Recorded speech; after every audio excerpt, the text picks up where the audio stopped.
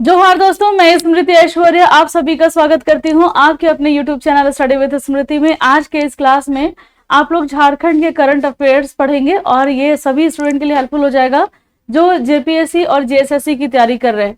झारखंड के current affairs 2023 में हम लोग जनवरी मंथ के कुछ करंट अफेयर्स देखेंगे। जैसा कि आप सभी को पता है कि कुछ दिन पहले देवघर में एयरपोर्ट की स्थापना की गई थी और उसके साथ साथ जनवरी मंथ में ही हम लोगों को 2023 में ही झारखंड को आपसे प्रश्न यहाँ पूछा जा रहा है कितने एयरपोर्ट की सौगात मिली है। तो इसका आंसर आप लोग करना है कि कितने एयरपोर्ट की सौगात और भी मिली है। और लेटेस्ट जो एयरपोर्ट का उद्घाटन किया गया था वो है देवघर। और कमेंट करके आपको ये भी आंसर करना है कि झारखंड की राजधानी रांची के एयरपोर्ट का नाम क्या है और उसकी स्थापना किस वर्ष हुई थी। तो आप लोग कमेंट करके आंसर कीजिए। तब तक इस क्वेश्चन का भी आंसर करते रहिए। जनवरी 2023 में झारखंड को कितने एयरपोर्ट की सौगात मिली, तो इनमें सभी हो जाएगा क्योंकि ये एयरपोर्ट पूर्वी सिंहभूम में भी खुलेगा, दुमका में भी खुलेगा, बोकारो में भी खुलेगा।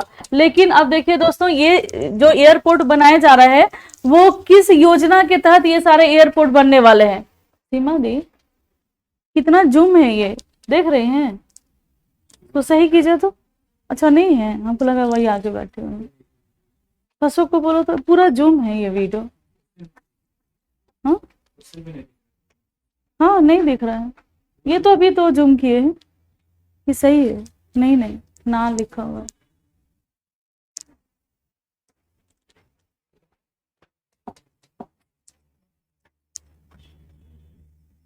जूम है। हाँ, थोड़ा और बैक करो, वो ना दिख रहा है। बैक नहीं, आगे करो, जूम करो। हाँ बस हो गया।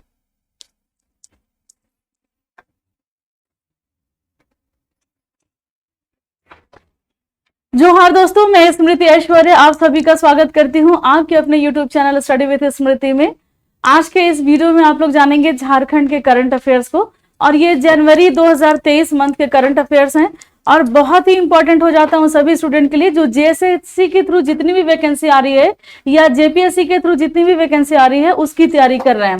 तो सबसे पहला जो आज का प्रश्न है करंट अफेयर्स का वो ये है कि जनवरी 2023 में झारखंड को कितने एयरपोर्ट की सौगात मिली है। और आप सबको ये पता ही होगा कि देवघर में एक नया एयरपोर्ट खुला है और इसका उद्घाटन जो है हमारे प्रधानमंत्री नरेंद्र मोदी जी ने किया था और उसके साथ साथ हम लोगों को बहुत सारे और भी एयरपोर्ट की सौगात मिली है। तो कहाँ कहाँ कौन सी है, तो इसका आंसर हो जाएगा दोस्तों इनमें से सभी।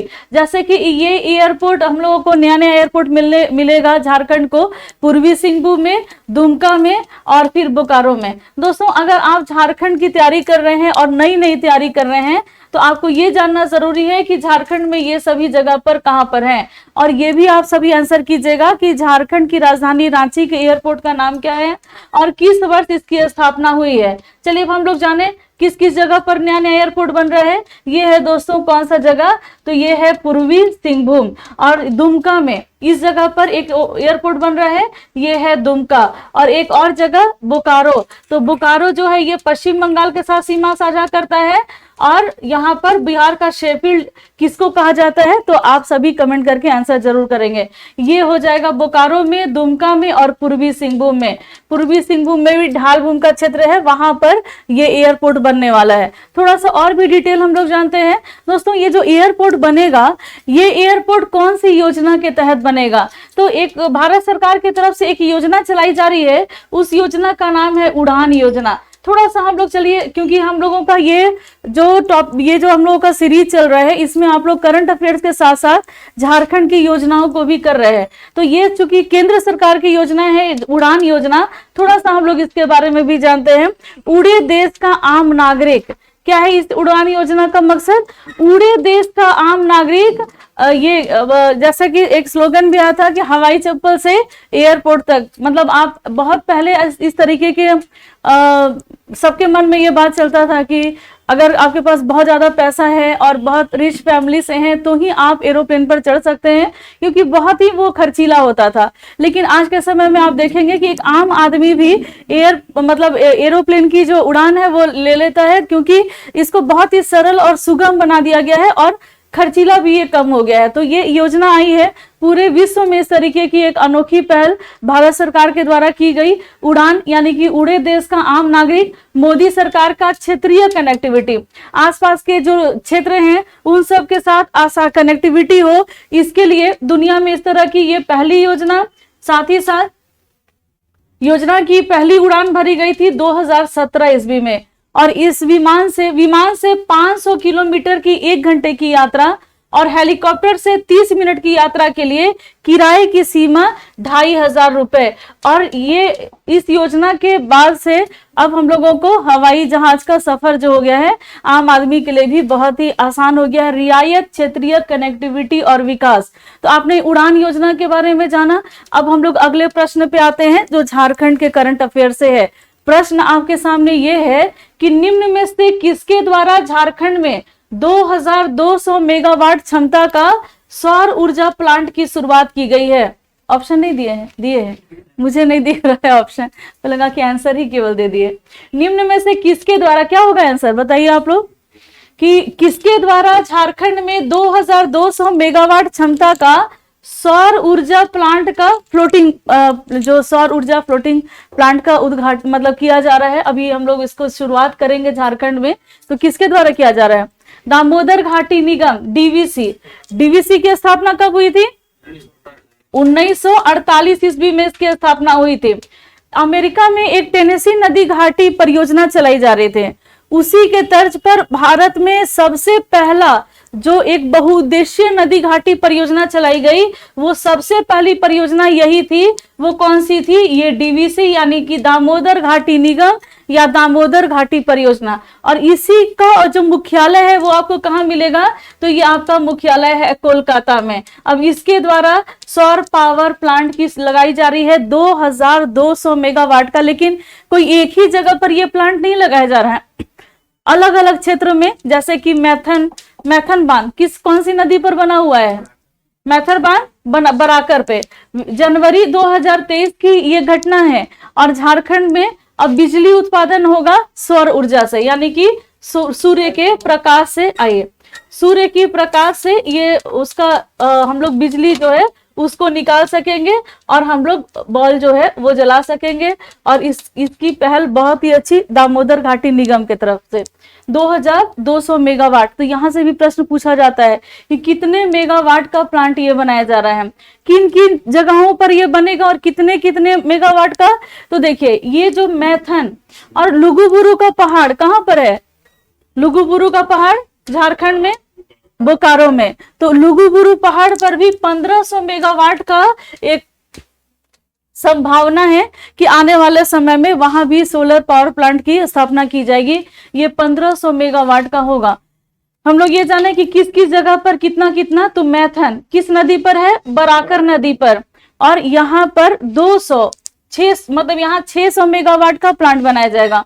तिलैया बांध ये कहां पर है? तो कोडरमा में। और मैथन कहां पर है? धनबाद में। तिलैया कहां पर है? कोडरमा में। और कौन से नदी पर है? तो ये बराकर नदी पर। यहां पर भी 600 मेगावाट का प्लांट लगाया जाएगा। आइए, फिर दामोदर नदी कहां? दामोदर नदी पर पंचेत बांध है। और ये पंचेत बांध भी कहां है? तो ये भी आपको धनबाद में ही मिलेगा। और इस पर भी 600 मेगावाट का पावर प्लांट जो है वो लगाया जा रहा है। और ये सौर ऊर्जा से यहाँ पर बिजली का उत्पादन किया जाएगा। थोड़ा सा हम लोग दामोदर घाटी निगम के बारे में भी जाने, क्योंकि ये क्लास और भी ज्यादा इफेक्टिव तब हो सकता है जब इससे रिलेटेड चीजों की जानकारी आप लोगों को हो। तो आप लोग को ये पता चल गया कि 1948 ईस्वी में इसकी स्थापना की गई थी। उद्देश्य क्या था ये बताइएगा। 1948 में दामोदर घाटी निगम की स्थापना करने का उद्देश्य क्या था? हाँ, सिंचाई की व्यवस्था करना और बिजली का उत्पादन करना। और देखिए, ये जो नदी था जो दामोदर नदी था, इसको क्या कहा जाता है? इसको कहा जाता है बंगाल का शोक कहा जाता है। दामोदर घाटी को बंगाल का शोक कहा जाता है। इसमें हमेशा क्यों कहा जाता था? प्रत्येक वर्ष इसमें बाढ़ आता था और बाढ़ के कारण बहुत ज्यादा जान माल की हानि होती थी, क्षति होती थी। तो इससे भी बचाव करना था और इसके नदी को सही तरीके से यूज करना था। यहाँ पर सिंचाई की व्यवस्था करनी थी, इस जल से बिजली का उत्पादन करना था, आसपास के वातावरण का, पर्यावरण का सुरक्षा करना था, यहाँ के लोगों को रोजगार देना था और भी बहुत सारे उद्देश्य थे। एक साथ कई उद्देश्यों के साथ दामोदर घाटी निगम की शुरुआत की गई और आज भी ये बहुत सही तरीके से संचालित है। और अपने क्षेत्र में देखिए, हमेशा वही आगे जाता है जब आप कुछ नई चीजों को लेते हुए आगे बढ़ते हैं। आज के समय में सौर ऊर्जा कितना इंपॉर्टेंट है, नवीकरणीय ऊर्जा के ऊपर कितनी क्यों जोर दिया जा रहा है, ये सब तो आप जानते ही हो। तो इस क्षेत्र में दामोदर घाटी निगम का जो पहल है सौर ऊर्जा की तरफ, ये बहुत ही अच्छा है। अब चलिए, ये हम लोग इसका जो पहला चरण बनाया जाएगा वो 10 मेगावाट का पहला चरण होगा और ये कोडरमा में इसकी शुरुआत होगी। तो आपने तिलैया के बारे में, और ये सभी जितने भी बांध बनाए गए हैं ये डीवीसी के अंतर्गत बनाए गए हैं। तिलैया बांध आपको जो कोडरमा में मिलेगा, इसकी लंबाई जो है वो 1200 फीट है और चौड़ाई, ये ऊंचाई जो है इसकी वो 99 फीट की ऊंचाई है। मैथन बराकर में है और धनबाद में। और दामोदर पंचायत जो है दामोदर नदी पर 1959 में इसकी स्थापना हुई। और भी हम लोग डिटेल जानेंगे जब हम लोग बहुउद्देशीय नदी घाटी परियोजना भूगोल विषय में पढ़ेंगे। आइए अब हम लोग एक और प्रश्न लेते हैं कि केंद्र सरकार के द्वारा प्रस्तुत 2023-24 के केंद्र सरकार का बजट है ये। तो केंद्र सरकार की बजट में कुछ नर्सिंग कॉलेज खोला जाना है। तो झारखंड को कितने नर्सिंग कॉलेज की सौगात मिलेगी, यहाँ पर कितने नर्सिंग कॉलेज खोले जाएंगे, कहाँ कहाँ खोले जाएंगे, ये मैं आपको बता दूंगी। इसका आंसर कीजिएगा, कितने कॉलेज खोले जाएंगे यहाँ पर? नर्सिंग कॉलेज 3 नहीं ऑप्शन है। हाँ, झारखंड में 3 है, ऑप्शन ही नहीं दिए हैं। हाँ, यहाँ पर हो जाएगा, गलती से ऑप्शन नहीं दिए हैं तो यहाँ आंसर हो जाएगा 3। यहाँ पर 3 नर्सिंग कॉलेज का स्थापना किया जाएगा और 2023-24 के बजट में झारखंड को जो सौगात मिली है वो 3 जगह के लिए मिली है। लेकिन पूरे भारत में 157 नर्सिंग होम खोला जाना है और उसमें से 3 झारखंड में। कहाँ कहाँ पर? तो दुमका में, पलामू में और हजारीबाग में। और आप सबको पता होना चाहिए दोस्तों कि झारखंड का जो नर्सिंग यहाँ का जो नर्सिंग है पूरे विश्व में पॉपुलर है। यहाँ का नर्सिंग और यहाँ का शिक्षक पूरे विश्व में आपको मिलेंगे। तो नर्सिंग के लिए आपको बहुत सारे कॉलेज अलग अलग मिलेंगे। तो यहाँ के लोगों का प्लेसमेंट भी अच्छे अच्छे जगहों पर होगा। वो लोग यहाँ के बच्चों को जो नर्सिंग के क्षेत्र में आना चाहते हैं, देखिए नर्सिंग में वही आ सकता है जिसका सोच सेवा भाव हो। नहीं तो कैसे कैसे काम करने पड़ते हैं आप लोग को भी पता है, कितना सेवा करना पड़ता है, बहुत पोलाइट रहना पड़ता है, बहुत, क्योंकि आप पेशेंट के साथ दिन भर रहते हैं और उस मानसिक दबाव, आप हर दिन बहुत अच्छे लोगों के साथ रहते हैं, हंसते बोलते हुए लोगों के साथ रहते हैं, तो जीवन उस तरीके से चलता है। लेकिन हर दिन आइए किसी बीमार व्यक्ति के साथ आपको रहना पड़े हर दिन और अलग अलग तरह की बीमारी देखना है और मतलब हर जगह रोते गाते हुए लोग आपको मिलेंगे, उस जगह पर काम करना एक बहुत बड़ी चुनौती होती है। लेकिन झारखंड के जो यहाँ के युवा हैं, यहाँ के लोग हैं, इस क्षेत्र में जाना बहुत ज्यादा पसंद करते हैं बहुत। और इसकी पॉपुलैरिटी भी पूरे विश्व में कि हाँ, यहाँ के जो नर्स होते हैं बहुत ही अच्छे होते हैं। आपको अधिकतर जगह के हॉस्पिटल में यहाँ के नर्स आपको दिख जाएंगे। चलिए, कोरोना काल में भी इन्होंने बहुत अच्छा काम किया था। और देखिए, वर्ष 2022 में एक पुरस्कार दिया जाना है। ये पुरस्कार है जयशंकर प्रसाद स्मृति सम्मान। तो इससे किसको सम्मानित किया गया है, ये आंसर करना। चित्र आप लोग देख रहे हैं, ये किनका चित्र है? आइए वर्ष 2022 का जयशंकर प्रसाद स्मृति सम्मान से किसको सम्मानित किया गया है? कौन है ये कौन है? चित्र किसका है? ये है डॉक्टर मयंक मुरारी।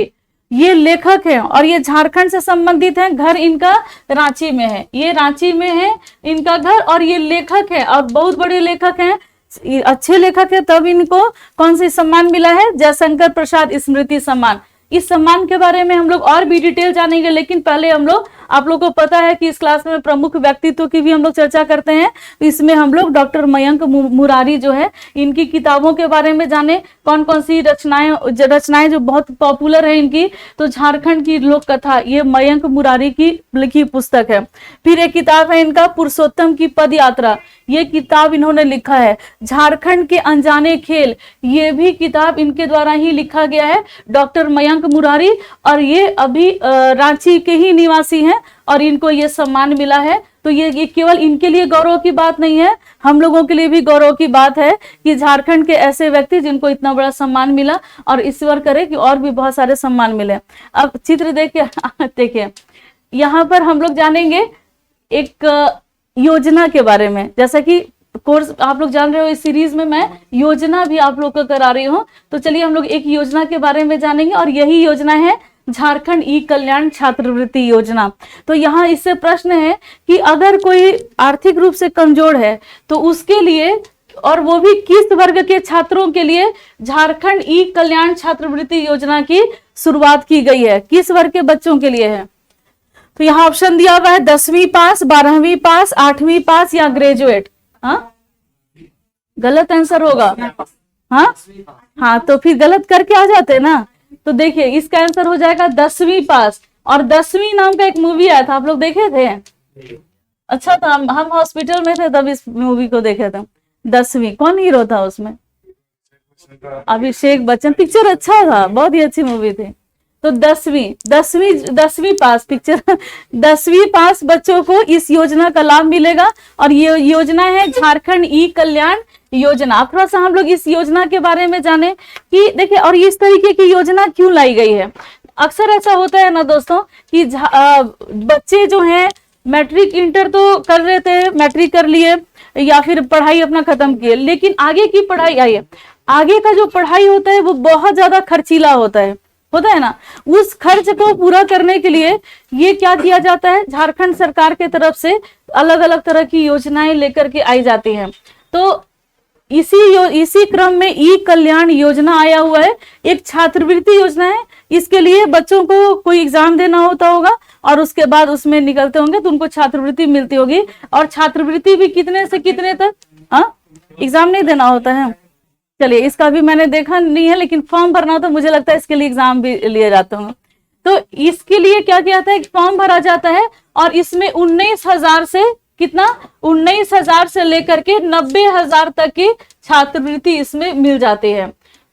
90,000, 19,000 से, और जिससे कि उनकी पढ़ाई जो है आगे रेगुलर हो सके। चलिए, शिक्षा के प्रति बच्चों को जागरूक करना और उनको प्रोत्साहन करने के लिए ये योजना लेकर के आए गए हैं, और ये योजना है झारखंड ई कल्याण छात्रवृत्ति योजना। तो क्लियर हो गया।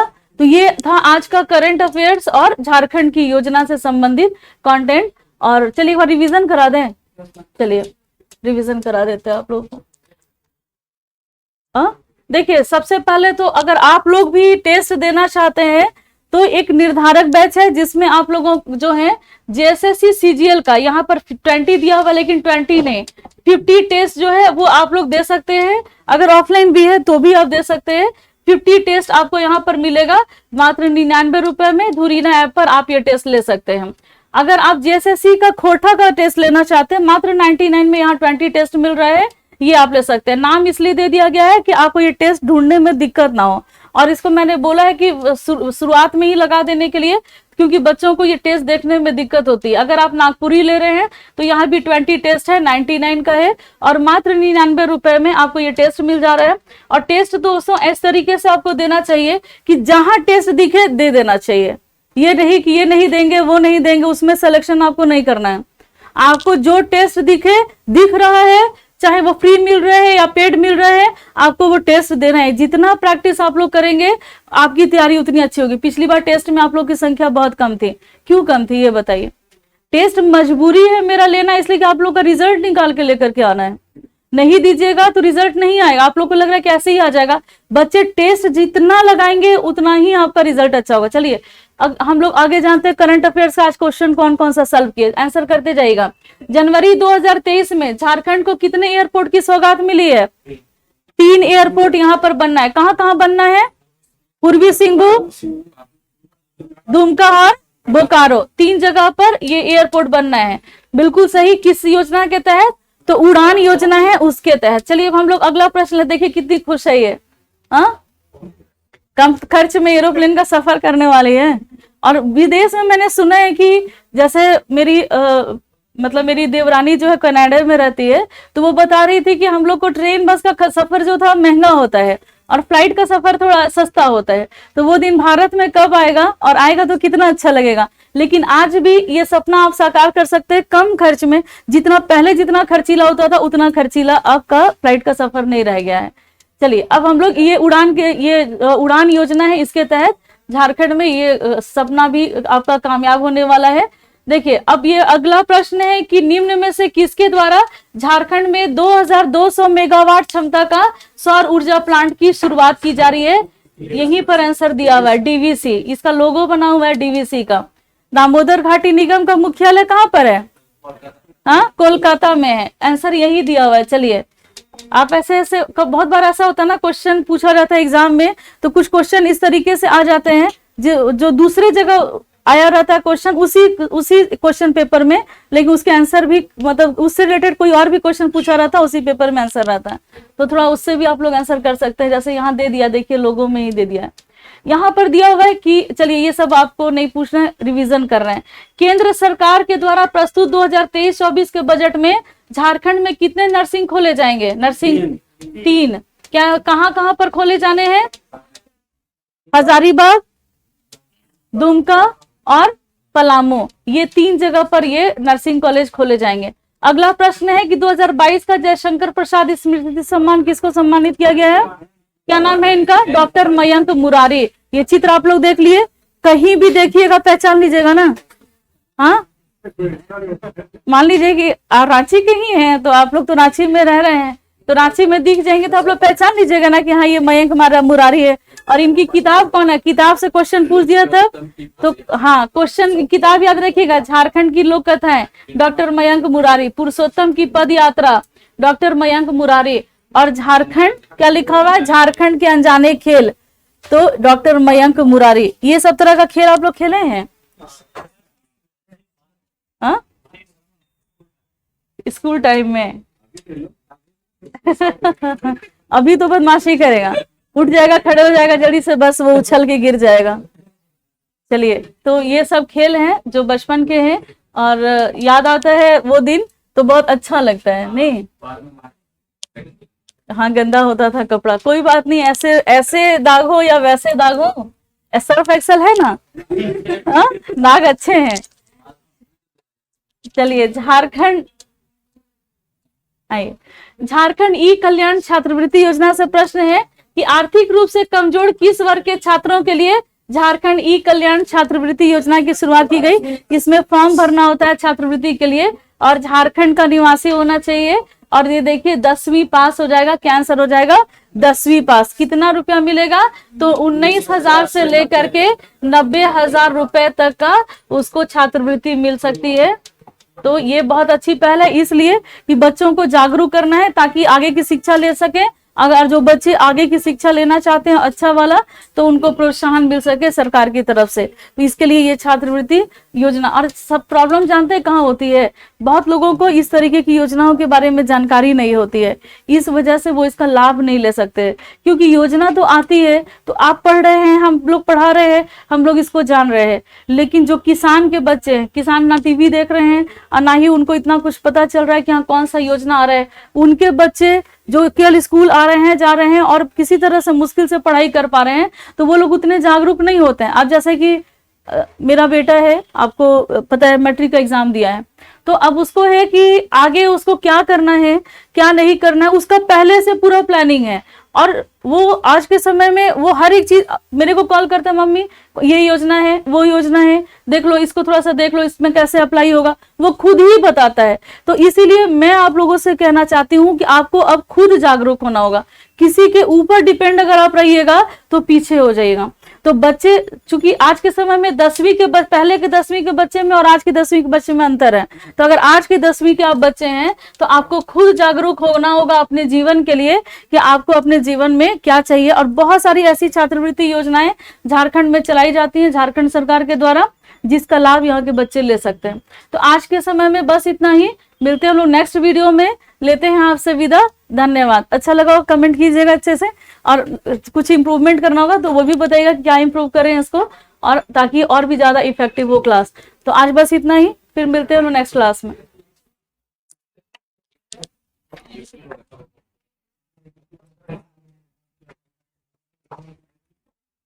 चलिए आप लोग का क्लास शुरू होगा अभी। तो हाँ, पढ़ना है ना।